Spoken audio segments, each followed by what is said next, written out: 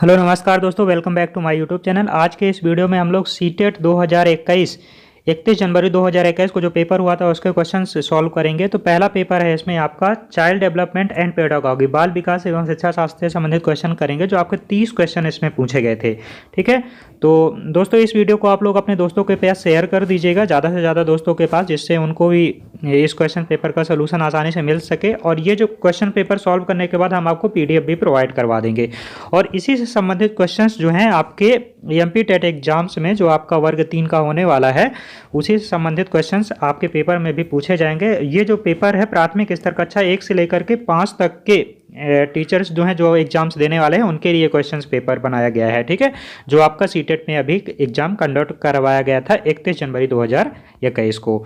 तो चलिए शुरू करते हैं कि अधिगम के लिए निम्नलिखित में से कौन सी धारणा उपयुक्त है। अधिगम के लिए कौन सी धारणा उपयुक्त है। और हम लोग ये जो चाइल्ड एंड डेवलपमेंट सब्जेक्ट देख रहे हैं, तो पहला क्वेश्चन आपको इसमें पूछा गया था कि अधिगम के लिए निम्नलिखित में से कौन सी धारणा सबसे ज़्यादा उपयुक्त है। तो 4 ऑप्शन दिए गए थे, तो योग्यता सुधार है, यह आपका ऑप्शन नंबर बी इसका करेक्ट आंसर हो जाएगा। इसी के साथ अगला क्वेश्चन जो पूछा गया कि निम्नलिखित में से कौन सी परिपाटी विद्यार्थियों में संकल्पना समझ में बढ़ोतरी करने में सहायक होती है। तो कौन सी परिपाटी विद्यार्थियों में संकल्पना में समझ के लिए सबसे ज़्यादा सहायक होती है। तो अन्वेषण एवं संवाद, ऑप्शन नंबर ए इसका करेक्ट आंसर हो जाएगा। इसी के साथ अगला क्वेश्चन पूछा गया, क्वेश्चन नंबर 3 कि बच्चों को सीखने में कठिनाई होती है। बच्चों को सीखने में कब कठिनाई होती है? जब विषय वस्तु में बहुरूप से प्रस्तुत किया गया हो। विषय वस्तु को जो है बहुत सारे रूपों में प्रस्तुत किया गया हो, अलग अलग खंडों में प्रस्तुत किया गया हो, तो बच्चों को सीखने में जो है कठिनाई का अनुभव करना पड़ता है। तो ऑप्शन नंबर ए इसका करेक्ट आंसर हो जाएगा। दोस्तों जो आपको इसमें अलग अलग ऑप्शन क्रॉस किया हुआ है, तो ये बच्चों द्वारा सॉल्व किए गए ऑप्शन है, तो उसी का हमने पीडीएफ तैयार किया और आपके लिए उपलब्ध करवा रहे हैं। अधिगम की सर्वोच्चतम अवस्था कौन सी होती है। अधिगम की सर्वोत्तम अवस्था कौन सी होती है, आपसे पूछ रहा है। तो अधिगम की सर्वोत्तम अवस्था कौन सी होती है? संतुलित उत्तेजना एवं कोई भय नहीं। मतलब उत्तेजना जो है संतुलित होनी चाहिए और इसमें कोई भय नहीं होना चाहिए। ठीक है ना, एकदम बैलेंस माइंड होना चाहिए सीखने के लिए। तो ऑप्शन नंबर डी या 4 नंबर जो है इसका करेक्ट आंसर हो जाएगा। इसी के साथ अगला क्वेश्चन जो पूछा गया, अधिगम का संरचनात्मक विचार यह सुझाव देता है कि ज्ञान की संरचना में, अधिगम का संरचनात्मक विचार क्या सुझाव देता है कि ज्ञान की संकल्पना में बच्चे जो होते हैं वह सक्रिय भूमिका निभाते हैं। बच्चे जो हमेशा एक्टिव रहते हैं, ठीक है ना, किसी काम को सीखने के लिए। तो ऑप्शन नंबर 4 इसका करेक्ट आंसर हो जाएगा। इसी के साथ अगला क्वेश्चन देखते हैं। अगला क्वेश्चन पूछा गया कि एक कार्य के दौरान सायमा स्वयं से बात कर रही है कि वह कार्य पर किस प्रकार प्रगति कर सकती है। लेओ वाइगोत्स्की के भाषा, चिंतन और सोच के बारे में दिए गए विचारों के अनुसार इस तरह का व्यक्तिगत वाक्य क्या दर्शाता है। ये जो व्यक्तिगत वाक्य है जो एक दूसरे से चर्चा कर रहे हैं, ये क्या दर्शाता है? मनोवैज्ञानिक विकार, संज्ञानात्मक अपरिपक्वता, या फिर स्वयं नियमन, या फिर आत्मकेंद्रित। तो संज्ञानात्मक अपरिपक्वता को दर्शाता है। ऑप्शन नंबर 2 इसका करेक्ट आंसर हो जाएगा। अब नेक्स्ट क्वेश्चन देखते हैं कि मूल्यांकन पद्धति का लक्ष्य क्या होना चाहिए। मूल्यांकन जो पद्धति होती है उसका लक्ष्य क्या होना चाहिए। तो मूल्यांकन पद्धति का लक्ष्य होना चाहिए, पहला ऑप्शन दिया गया है कि पुरस्कार वितरण हेतु उच्चतम प्राप्त करने वाले विद्यार्थियों की पहचान करना, ये गलत है। विद्यार्थियों को नामांकित करना, यह भी गलत है। योग्यता आधारित समूहों में विद्यार्थियों को विभाजित करना, यह भी गलत है। और ऑप्शन नंबर डी जो है इसका कि विद्यार्थियों को जरूरत एवं स्वयं आवश्यकताओं को पहचान करना, स्वयं की आवश्यकताओं को पहचान करना, ऑप्शन नंबर 4 इसका करेक्ट आंसर हो जाएगा। कि मूल्यांकन पद्धतियों का सही लक्ष्य क्या होना चाहिए? विद्यार्थियों को अपनी जरूरतों एवं आवश्यकताओं को पहचान करना चाहिए। ठीक है, ऑप्शन नंबर डी इस करेक्ट आंसर हो गया। इसी के साथ क्वेश्चन नंबर 8 पूछा गया था कि बच्चों के विकास की व्यक्तिगत भिन्नताओं को किस प्रकार प्रतिरूपित किया जा सकता है। मतलब बच्चों की विकास की जो व्यक्तिगत भिन्नताएं हैं उसको किस प्रकार प्रतिरूपित किया जा सकता है। अनुवांशिकता एवं पर्यावरण की पारस्परिकता के अनुसार, मतलब उनमें पारस्परिक रिलेशन बता करके। ठीक है, तो ऑप्शन नंबर ए इसका करेक्ट आंसर हो गया। इसी के साथ अगला क्वेश्चन पूछा गया आपसे, क्वेश्चन नंबर 9 कि एक खेल क्रिया के दौरान चोट लगने पर रोहन जो है रोने लगता है। यह देखकर उसके पिता ने कहा कि लड़कियों की तरह व्यवहार ना करो, लड़के रोते नहीं हैं। यह पिता का कथन जो है क्या किस बात को दर्शाता है? कि एक बच्चे होकर के, एक लड़के होकर के तुम रो रहे हो, तो पिता का कथन दर्शाता है कि लैंगिक रूढ़वादियों को दर्शाता है। ठीक है, तो ऑप्शन नंबर बी इसका करेक्ट आंसर हो जाएगा इसके साथ। और क्वेश्चन नंबर जो 10 है जो आपसे पूछा गया कि प्रगतिशील कक्षा में, एक प्रगतिशील कक्षा में क्या होना चाहिए? विद्यार्थियों को अकादमिक अंकों के आधार पर नामांकित करना चाहिए, गलत है। अध्यापक को अटल पाठ्यक्रम का पालन करना चाहिए, ये भी गलत है। विद्यार्थियों में प्रतिस्पर्धा पर बल देना चाहिए, ये भी गलत है। बल्कि ज्ञान की संरचना के लिए प्रचुर मौके प्रदान करना चाहिए। ऑप्शन नंबर डी जो है इसका करेक्ट आंसर हो जाएगा। ऑप्शन नंबर 4 की प्रगतिशील कक्षा में जो है बच्चों को ज्ञान की संरचना के आधार पर उनके नॉलेज के हिसाब से उनको मौके प्रदान करना चाहिए और सीखने के लिए अलग अलग अवसर प्रदान करना चाहिए। क्वेश्चन नंबर 11 की बात कर लेते हैं कि एक गतिविधि के दौरान छात्रों को संघर्ष करते हुए देखकर एक अध्यापिका बच्चों को संकेत एवं इशारे जैसे क्या, क्यों और कैसे प्रदान करने का फैसला लेती है। लेओ वाइगोत्स्की के सिद्धांत के अनुसार अध्यापिका की यह योजना क्या बता रही है कि अधिगम की प्रक्रिया अर्थहीन होगी, ये गलत है।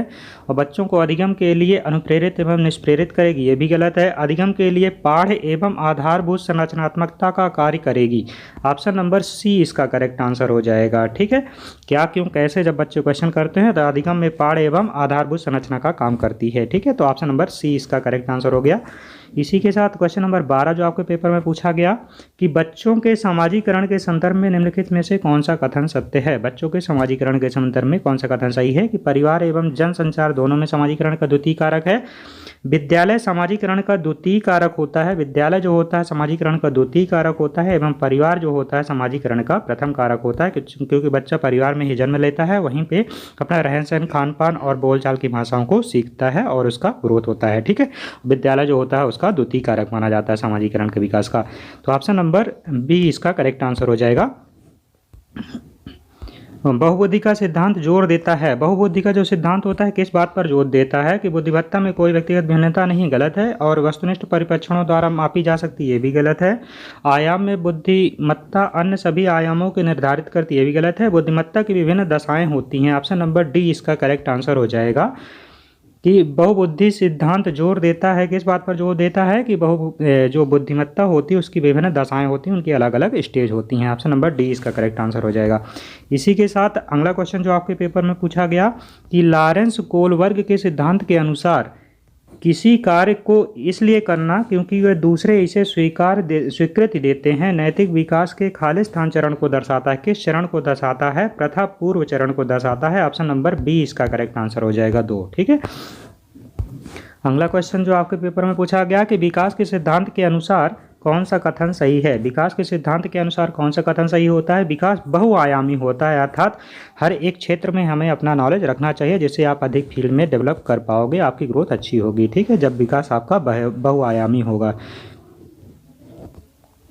क्वेश्चन नंबर 16 लेव वाइगोत्स्की का सामाजिक सांस्कृतिक परिप्रेक्ष्य अधिगम प्रक्रिया में खालिस्तान के महत्व को जोर देता है। लेव वाइगोत्स्की का जो सामाजिक परिप्रेक्ष्य होता है अधिगम में सांस्कृतिक उपकरणों के महत्व पर जोर देता है। ऑप्शन नंबर 2 इसका करेक्ट आंसर हो जाएगा। इसी के साथ अगला क्वेश्चन है क्वेश्चन नंबर 17 जीन पियाजे अपने संज्ञानात्मक विकास के सिद्धांत में संज्ञानात्मक संरचनाओं को खालिस्तान के रूप में वर्णित करते हैं स्कीमा एवं मनोबंध के अनुसार प्रेरित करते हैं जीन पियाजे के अनुसार। ऑप्शन नंबर ए इसका करेक्ट आंसर हो जाएगा। ठीक है, इसी के साथ अगला क्वेश्चन पूछा गया कि जीन पियाजे के संज्ञानात्मक विकास के सिद्धांत में पूर्व संक्रियात्मक अवस्था में विकास का मुख्य गुण क्या होना चाहिए। विकास का मुख्य गुण क्या होना चाहिए? जीन पियाजे के संज्ञानात्मक विकास के सिद्धांत में पूर्व संक्रियात्मक अवस्था में विकास का मुख्य गुण क्या होना चाहिए? तो विचार एवं सोच में केंद्रीकरण। ऑप्शन नंबर 3 इसका करेक्ट आंसर हो जाएगा। ठीक है दोस्तों, इसी तरह के क्वेश्चन जो है आपके एमपी टेट का जो वर्ग 3 का पेपर होने वाला उसमें भी इसी तरह के क्वेश्चन पूछे जाने वाला है। इसका लेवल बहुत अच्छा क्वेश्चन पूछा गया है। दिव्यांगजन अधिकार अधिनियम 2016 के अनुसार निम्नलिखित में से किस शब्दावली का प्रयोग किया जाना चाहिए? छात्र जिसे शारीरिक दिव्यांगता है। ठीक है, ऑप्शन नंबर 4 इसका करेक्ट आंसर होता है दिव्यांगजन अधिकार अधिनियम 2016 के अनुसार। ठीक है, अर्थात जो व्यक्ति विकलांग होते हैं उनके लिए दिव्यांगता शब्द का प्रयोग किया जाता है, शारीरिक रूप से दिव्यांग है। क्वेश्चन नंबर 20 जो है जन्म से किशोरावस्था तक बच्चों में विकास किस क्रम में होता है? तो जन्म से किशोरावस्था तक बच्चों में जो विकास होता है वह सांवेदिक, मूर्त एवं अमूर्त रूप में होता है। सांवेदिक पहले होता है, फिर मूर्त होता है, फिर अमूर्त रूप में होता है। तो ऑप्शन नंबर 2 इसका करेक्ट आंसर हो जाएगा। इसी के साथ अगला क्वेश्चन है कि एक प्रगतिशील कक्षा में व्यक्तिगत विभिन्नताओं को किस प्रकार देखा जाना चाहिए। एक प्रगतिशील अगर कक्षा है तो उसमें व्यक्तिगत विभिन्नता जो होती है उसको किस प्रकार देखा जाना चाहिए? तो अध्यापन अधिगम प्रक्रिया की परियोजना के लिए महत्वपूर्ण है। अध्यापन जो होता है अधिगम अर्थात सीखने की प्रक्रिया की परियोजना के लिए महत्वपूर्ण होता है। ऑप्शन नंबर ए इसका करेक्ट आंसर होना चाहिए। ठीक है।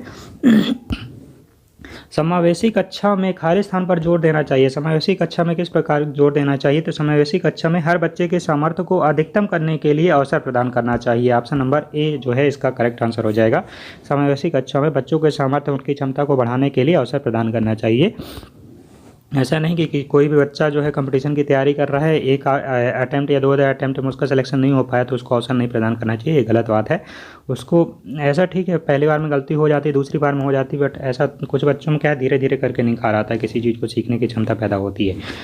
अगला क्वेश्चन है कि समस्या समाधान क्षमताओं को किस प्रकार सुसाध्य किया जा सकता है। समस्या समाधान क्षमता जो होती है उसके किस प्रकार कर सुधार किया जा सकता है? बच्चों में डर की भावना पैदा करके, गलत है। लगातार अभ्यास एवं कार्यान्वयन पर जोर दे करके, मतलब लगातार अगर आप अभ्यास करते हैं और क्रिया करते हैं, कर्म करते हैं तो आपका समस्या समाधान की क्षमता जो होती है उसमें सुधार पैदा हो सकता है। जैसे आप लोग ये कथन सुने ही होंगे कि करत करत अभ्यास के जड़मंद हो सुजान, अर्थात जड़ बुद्धि इंसान भी मतलब सुजान हो जाता है, सरल इंसान बन जाता है। ठीक है। तो उसी तरह अगर आप लगातार प्रयास करेंगे तो आपको सफलता जरूर मिलेगी। तो ऑप्शन नंबर बी इसका करेक्ट आंसर हो जाएगा।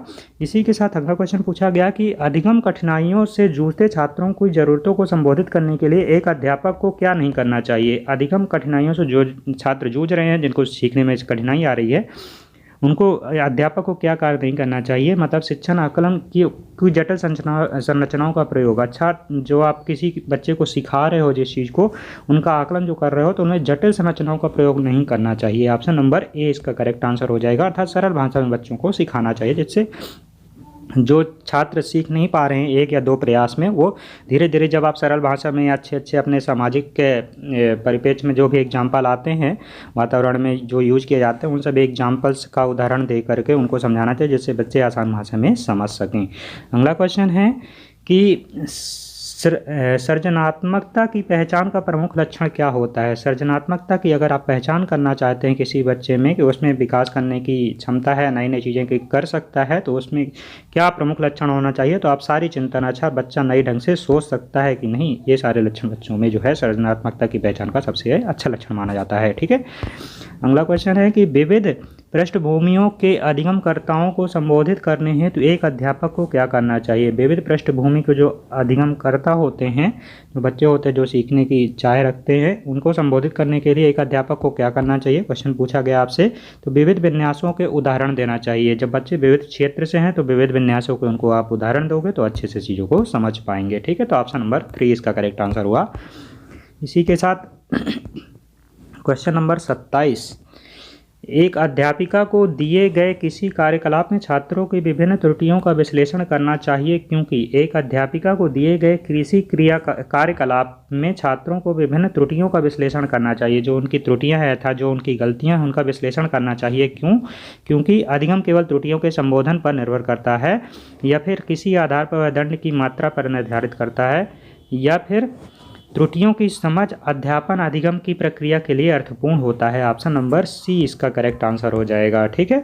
तो त्रुटियों की समझ जो होती है अध्यापन एवं अधिगम की प्रक्रिया के लिए बहुत ही ज़्यादा महत्वपूर्ण भूमिका निभाता है। ठीक है। नेक्स्ट क्वेश्चन नंबर 28 है कि अधिगम की अभिप्रेरणा को किस प्रकार कायम रखा जा सकता है? अधिगम की जो अभिप्रेरणा होती है उसको किस प्रकार कायम रखा जा सकता है, लंबे टाइम तक रखा जा सकता है? तो इसका करेक्ट आंसर क्या हो जाएगा? बच्चों को बहुत आसान क्रियाकलाप दे करके उसको जो है कायम रखा जा सकता है। ठीक है। तो ऑप्शन नंबर डी इसका करेक्ट आंसर हो जाएगा। इसी के साथ है क्वेश्चन नंबर 29, शर्मिंदगी क्या होती है? शर्मिंदगी का मतलब होता है शर्मिंदगी का संज्ञान पर नकारात्मक प्रभाव पड़ता है। अगर आप शर्म आती है आपको किसी चीज़ को बोलने में, बात करने में किसी से, तो आपका जो कैरेक्टर है, आपका जो चरित्र है, उस पर आपका दूसरे लोगों पर उसका नकारात्मक प्रभाव पड़ता है। इसलिए कहीं भी शर्माना नहीं चाहिए, अपनी बातों को खुल करके रखना चाहिए, जिससे लोग आपकी बातों को सुन सकें और आप अच्छे इंसान हैं, आप के ऊपर कॉन्फिडेंस है किसी बात को बोलो, आपकी बातों को लोग ज़रूर सुनेंगे। ठीक है। और 30 नंबर क्वेश्चन और ये लास्ट क्वेश्चन है जो आपके बाल मनोविज्ञान या चाइल्ड डेवलपमेंट में पूछा गया। निम्नलिखित में से कौन सा अध्यापन अधिगम का सबसे प्रभावशाली माध्यम कौन सा है? अध्यापन या अधिगम का सबसे प्रभावशाली माध्यम कौन सा है?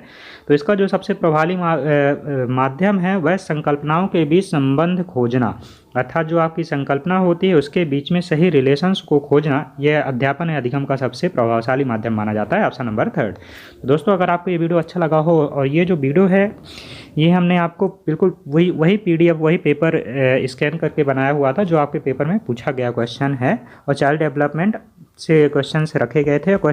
ये जो पेपर है ये कक्षा 1 से लेकर के 5 तक के जो भी विद्यार्थी अभी सीटेट का पेपर देके आए हुए हैं उन सभी विद्यार्थियों के लिए बहुत ही ज़्यादा अच्छा पेपर रहा, और सीटेट या MP टेट का जो भी वर्ग 3 का एग्ज़ाम होने वाला है उन सभी विद्यार्थियों के लिए बहुत ही ज़्यादा फ़ायदेमंद पेपर होगा। तो चलिए दोस्तों मिलते हैं अगले वीडियो में, और अगले वीडियो में हम आपको हिंदी और मैथ और पर्यावरण जितने भी सब्जेक्ट पूछे गए थे सीटेट एग्ज़ाम में उन सभी वीडियो को जल्दी से जल्दी उपलब्ध कराने की कोशिश करेंगे। तब तक के लिए धन्यवाद। जय हिंद, वंदे मातरम।